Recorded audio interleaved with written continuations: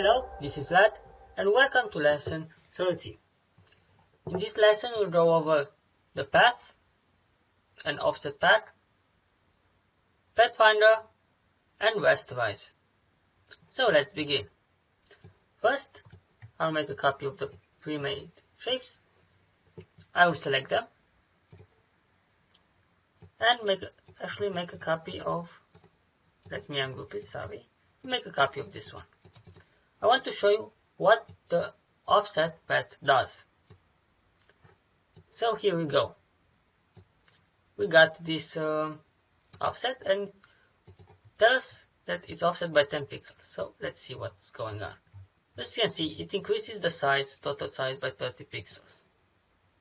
Now this happens for both stroke and fill. But if we move this to the stroke, only the strokes become bigger.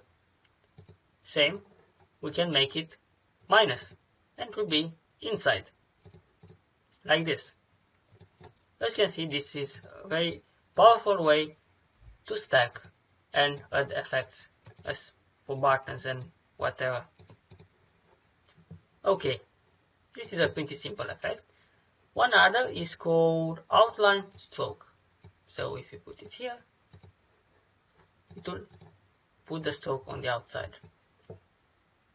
Okay. Same for the other one. Now go to the pathfinder. For this you need a group of objects. This is already grouped and this is the one I am grouped. So let's make a group again.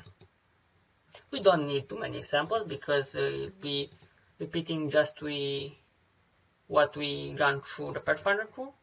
But this is another way of doing it. So we have a group of objects, we group them, and then we choose, for example, intersect. And the intersection of this one will be this point. If you disable it, we got this. As you can see, this is a non-destructive workflow. But same we could have done by pressing Alt and clicking intersect. And that will create a compound shape. But I think this way is a little easier in some cases. Then you can of course go and add. And it will add all objects together. You can see. Again, the one that is on top does matter. You got my point. So let's move to the final one, which is called rasterize. So we got this shape and you want to rasterize it. What this does is instead of vectors, which are a series of mathematical equations, if you want to put it like that, we'll make like in Photoshop and you make it in pixels. So we can choose the resolution. You can use the document or custom size. You can make the background white to transparent. And usually I'll choose art optimize because we need anti-aliasing. It makes things look smooth. And I'll create a clipping mask. Otherwise, your shape will have some big area. And you won't be able to place it properly. That way, it will just be bound to the bounding box.